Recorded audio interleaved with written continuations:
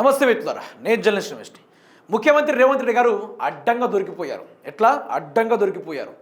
ఎవరైనా భారతదేశ చరిత్రలోనే ఎవరు చేయని విధంగా రేవంత్ రెడ్డి భూ కుంభకోణానికి పాల్పడిండు. 1-2 ఎకరాలు కాదు, దగ్గర 9,000 ఎకరాలకు పైగా భూములను కబ్జా చేసే ప్రయత్నంలో ముఖ్యమంత్రి రేవంత్ రెడ్డి ఒకటేసారి తేట తెల్లంగా దొరికిపోయిండు.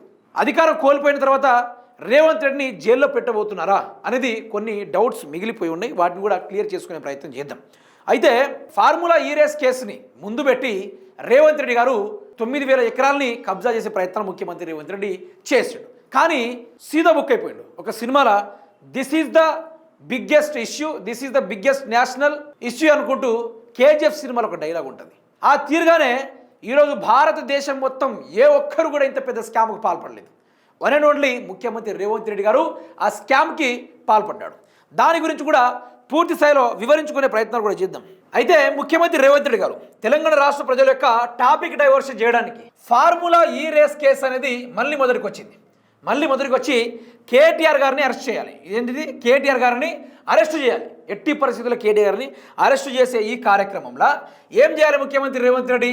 9,295 ఎకరాలకు కబ్జాకు ప్లాన్ వేసిండు ముఖ్యమంత్రి రేవంత్ రెడ్డి. ప్రజలు మొత్తం ఈ ఫార్ములా రేస్ కేసులో కేటీఆర్ అరెస్ట్ అయిపోతాడా, అరెస్ట్ అవుతాడు అన్నట్టుగా ప్రతి ఒక్కరు అదే చర్చించుకుంటారు ప్రస్తుతం రాష్ట్రంలో. ఈ చర్చలో జరుగుతున్న మీడియాలు కానీ ప్రతి ఒక్కరు కానీ ఓన్లీ ఈ ఆలోచన మీదనే ఉంటారు, దాని మీదనే ఫోకస్ చేస్తూ ఉంటారు. కానీ ఇదే గ్యాప్లో ఏం చేయాలి? ఈ ప్రభుత్వానికి, తెలంగాణ రాష్ట్రానికి సంబంధించిన ప్రభుత్వ ల్యాండ్స్ ఏవైతే ఉన్నాయో దగ్గర 9,295 ఎకరాలని ప్రభుత్వ భూమిని అతి తక్కువ ధరకు అమ్మేసుకునే ప్రయత్నం ముఖ్యమంత్రి రేవంత్ రెడ్డి చేస్తూ ఉన్నారు. అయితే ఆ సంస్థ పేరు ఏంటిదంటే HILTP. ఈ సంస్థ పేరు పెట్టి దీని ద్వారా ఈ స్కామ్కి ప్రయత్నం చేశారన్నమాట. ఈ సంస్థను పెట్టి దీని ద్వారా తక్కువ ధరకే కంపెనీలకు మేము ల్యాండ్స్ ఇస్తూ ఉన్నాం అనుకుంటూ వీళ్ళు స్కామ్కు పాల్పడ్డారు. ఈ స్కామ్లో కొందరు మంత్రులు కూడా ఉన్నారు. అందులోనూ IT మంత్రి శ్రీధర్బాబు కూడా అతని యొక్క హస్తం కూడా ఉంది. అయితే ఇందులో రేవంత్ రెడ్డి అన్నదమ్ములు ఎవరు? ఒకటి తిరుపతి రెడ్డి గారు, ఇంకోటి కొండల రెడ్డి గారు. వీళ్ళిద్దరు ఆధ్వర్యంలో ఇది నడుస్తూ ఉంది. ఈ బిగ్గెస్ట్గా రేవంత్ రెడ్డి ఉన్నాడు. దాని కింద మన మంత్రి దుద్దిల్ల శ్రీధర్ బాబు కూడా. వీళ్ళందరూ ఏకహస్తం అయ్యి ఈ యొక్క ల్యాండ్ని కొట్టేసే ప్రయత్నంలో వీళ్ళు ఉన్నారు మిత్రులారా. అయితే ఈ సందర్భంలోనే వీళ్ళ కథ ఏంది? తక్కువ ధరకు ఈ భూముల్ని రెగ్యులరైజ్ చేసే కుట్రలు పనిచేస్తూ ఉన్నాయి. చేసిన తర్వాత కొన్ని కంపెనీలకు వీళ్ళు ల్యాండ్స్ని అమ్మేస్తారు, లేకుంటే రియల్ ఎస్టేట్ బ్రోకర్స్కు వీళ్ళు ల్యాండ్స్ అమ్మేస్తారు. అమ్మేసి ఏం చేస్తారు? సంపాదించుకుంటారు. ఇప్పుడు గవర్నమెంట్ ఏం చేయాలి? ప్రభుత్వ ల్యాండ్స్ ఉన్నాయనుకోండి, ఇప్పుడు ఏ గౌట్ ల్యాండ్ ఉన్నా కూడా దాని వాళ్ళు దేనికోసం వాడాలి? తెలంగాణ సంక్షేమం కోసం వాడాలి, తెలంగాణ ప్రజల కోసం, తెలంగాణ స్కీమ్స్ కోసం మాత్రమే ఉపయోగించాలి. ఇప్పుడు రేవంత్ రెడ్డి 6 గ్యారెంటీలు ఉన్నాయి, మీరు గుర్తుపెట్టుకోవాలి. ఈ 6 గ్యారెంటీలు ఏవైతే ఉన్నాయో ఈ 6 గ్యారెంటీల గురించి ఇప్పుడు రేవంత్ రెడ్డి ఈ 9,295 ఎకరాలు ఏవైతే ఉన్నాయో వీటి మీద ఏ విధంగా కన్నేశాడో దేని గురించి వాడాలి? ఈ 6 గ్యారెంటీల గురించి వాడాలి. 6 గ్యారెంటీల గురించి వాడి ప్రజలకు సంక్షేమం చేసేటట్టు ఉండాలి. ఒకటి, దాని ద్వారా కంపెనీలను తీసుకురావాలి. రెండోది, ఈ అమ్ముతే వచ్చిన డబ్బులు ఇప్పుడు ఎంత? 5 లక్షల కోట్లకు రేవంత్ రెడ్డి 5 లక్షల కోట్లకి రేవంత్ రెడ్డి దేనైతే కుంభకోణానికి పాల్పడ్డాడో ఆ వచ్చిన 5 లక్షల కోట్లతోటి తెలంగాణ రాష్ట్ర ప్రజల యొక్క సమస్యలు తీర్చే కార్యక్రమాలు దిశ వైపుగా రేవంత్ రెడ్డి 6 గ్యారెంటీల కోసం ఉపయోగించాలి. అంతేనే కాదా? కానీ రేవంత్ రెడ్డి అది చేస్తలేడు. తమ సొంత కుటుంబాల కోసం ఎవరు? ఈ తిరుపతి రెడ్డి అనే వ్యక్తి, ఈ కొండల రెడ్డి అనే వ్యక్తి, ఈ త్రిపులార్ అనే వ్యక్తి, అదేవిధంగా దుద్దిల్ల శ్రీధర్ బాబు కూడా వీళ్ళందరూ కలిసి దీంట్లో స్కామ్కి పాల్పడ్డారు. ఇది 5 లక్షలు ఎట్లా చేసైనా కొట్టేయాలనేది వీళ్ళ ప్లాను. 5 లక్షల కోట్లు. కేసీఆర్ గారు 3 లక్షల కోట్లు అప్పు చేసిండు. ఏం చేసిండు? 3 లక్షల కోట్లు అప్పు చేసి ఏం చేశాడంటే ఎన్నో రకాల అభివృద్ధి కార్యక్రమాలు ఉన్నాయి. ఒకటి, కాళేశ్వరం ఉంది గొప్పగా, 24 గంటల కరెంట్ ఉంది, ఆసరా పింఛన్ ఉంది, ఎంత? 2,000 రూపాయలు, రైతు బంధు, రైతు భరోసా, ఇవన్నీ ఎన్నో లెక్కల పరంగా చూసుకుంటే కేసీఆర్ గారు అన్ని అభివృద్ధి చేసుకుంటూ తెలంగాణ రాష్ట్రం కోసం చేసినప్పు 3 లక్షల కోట్లు మాత్రమే. కానీ ఆమ్దాన్ని సృష్టించిన దగ్గర 100 లక్షల కోట్లకు పైగా 100 లక్షల కోట్లకు పైగా తెలంగాణ రాష్ట్రం నుంచి ఆర్థిక వ్యవస్థని రూపొందించాడు కేసీఆర్. అంతేనా? కానీ రేవంత్ రెడ్డి ఒకటేసారి జాక్పాట్ కొట్టేయాలి. ఒకటేసారి జాక్పాట్ కొట్టాలంటే ఏదైతే ఈ గౌట్ ల్యాండ్ ఉందో, ఏదైతే ప్రభుత్వ భూమి ఉందో ఆ భూమిని ముఖ్యమంత్రి రేవంత్ రెడ్డి గారు ఈ 5 లక్షల కోట్లు, ఈ 5 లక్షల కోట్ల కుంభకోణానికి ముఖ్యమంత్రి రేవంత్ రెడ్డి పాల్పడాడు. ఒకటేసారి జాక్పాట్ కొట్టేసి కొన్ని ఏండ్ల తరాలకు సరిపడా సంపాదించుకునే కార్యక్రమాలు. మరి రేవంత్ రెడ్డి అధికారంలోకి వచ్చినప్పటి నుంచి మీరు ఒక్కడి గుర్తు చేసుకోవాలి. రేవంత్ రెడ్డి అధికారంలోకి వచ్చినప్పటి నుంచి రేవంత్ రెడ్డి మొత్తం అయిపోయి 2 ఏళ్ల పాలన కాంగ్రెస్ అక్రమాలు ఏందది ఒక్కడి మీరు గుర్తుపెట్టుకోవాలి.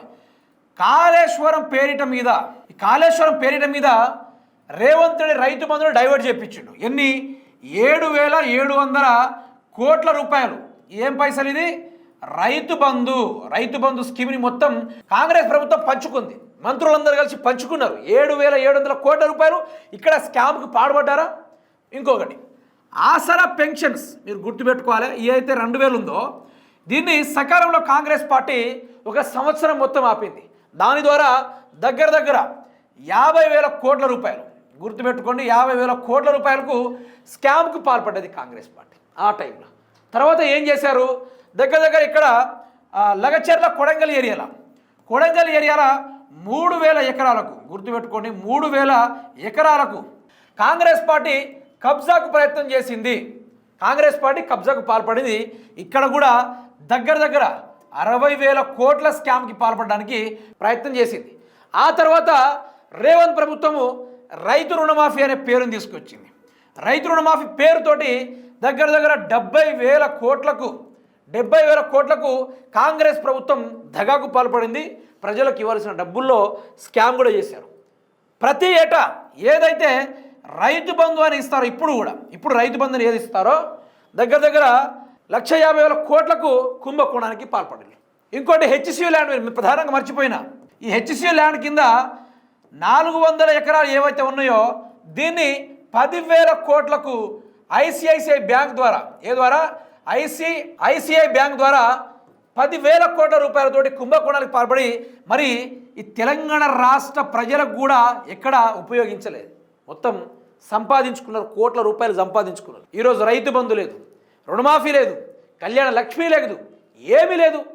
అంతా రేవంత్ రెడ్డి ఎంత టాపిక్ డైవర్షన్ చేసిందంటే, ఒక్కటి ఈ కేటీఆర్ని టార్గెట్ చేసి ప్రభుత్వ భూముల్ని దగ్గర సార్ గారు 9,295 ఎకరాలు 5 లక్షల కోట్లకు సార్ గారు అమ్ముకునే ప్రయత్నం చేశారు. కబ్జా, ఎక్కడ చూసినా కూడా కబ్జా. సో దీని పరంగా రేవంత్ రెడ్డి జైలుకు వెళ్ళబోతున్నాడా? ఫ్యూచర్లో ఎవ్వరు కూడా ఊహించని విధంగా రేవంత్ రెడ్డి జైలుకు పోవడం ఖాయం. ఎవ్వరు కూడా ఊహించే విధంగా పదవి పోయిన తరువాత రేవంత్ రెడ్డికి అసలు గండం, దినదిన గండం ఆ రోజు నుంచి మొదలవుతుంది. ఏ విషయంలో? అధికారంలో ఉన్న ఒక ముఖ్యమంత్రి, అధికారాన్ని తెలంగాణ రాష్ట్రాన్ని నడిపించే ఒక ముఖ్యమంత్రి, తెలంగాణలో కాంగ్రెస్కి పెద్ద నాయకుడు, కాంగ్రెస్ దిశ విషయాలను మార్చిన నాయకుడు, అట్లాంటి నాయకుడు అడ్డంగా దొరికిపోతే ఎట్లుంటుంది వ్యవహారం, కథ, రంగు రూపు. ఒక్క కేటీఆర్ పేరును అడ్డు పెట్టుకొని రేవంత్ రెడ్డి ఇంత సంపాదించుకొని చూశారు కదా. రేవంత్ రెడ్డి ఏదైనా ఎలిగేషన్ తీసుకొస్తున్నాడంటే దాని వెనకాల పెద్ద కుంభకోణం ఉంటుంది. ఇప్పుడు కేసీఆర్ కాళేశ్వరం కమిషన్ అంటాడు, కానీ దానికి వెనకాల ఒక పెద్ద సంస్థనే నడుస్తుంది. వెనకాల సంపాదించుకున్నాడు, కొల్లగొట్టుకున్నాడు, మీడియా ఇవన్నీ ఫోకస్ చేయదు కాబట్టి ఇవన్నీ చేస్తూ ఉంటారు. అందుకనే తెలంగాణ రాష్ట్ర ప్రజలకు తెలవాల్సింది ఒక్కటే, రేవంత్ రెడ్డి అనే మనిషి 50 లక్షల కుంభకోణంలో అడ్డంగా దొరికిన మనిషి. 50 లక్షలతోటి తెలంగాణ రాష్ట్ర ప్రభుత్వాన్ని కూల్చేందుకు తాను 50 లక్షలతోటి ఎమ్మెల్సీలను, కొందరు ఎమ్మెల్యేలను కొనుగోలు ప్రయత్నంలో అడ్డంగా దొరికిపోయాడు రేవంత్ రెడ్డి. అప్పుడు కేసీఆర్ గారు తన ఎడమకాలతోటి తన్ని జైల్లో వేశారు. ఆ రోజు కేసీఆర్ కనుక నా తెలంగాణ మీద ఇన్న కుట్రలు చేశారు వీళ్ళని ఆ రోజు గట్టిగా ఫిక్స్ అయి ఉండి వీళ్ళపైన సిబిఐ ఎంక్వైరీ కానీ, ఏసీబీ కానీ, ఈడీ కానీ అవన్నీ చేయదలుచుకుంటే రేవంత్ రెడ్డి అనే మనిషి టీపీసీసీ అధ్యక్షుడిగా మాత్రమే తెలంగాణ రాష్ట్రంలో ఇప్పటికీ మిగిలిపోయి ఉండేటోడు. కానీ కేసీఆర్ అట్లా చేయలే. 1-2 కక్షలు ఉన్నాయి. ఎట్లా చేసైనా వీళ్ళని జైలుకు పంపాలి. ఏ కార్యక్రమాలు చేసైనా నువ్వు అధికారంలోకి వచ్చినావు, మరి వాళ్ళని జైలుకు పంపవా? ఇట్లనే చూస్తూ ఉంటావా?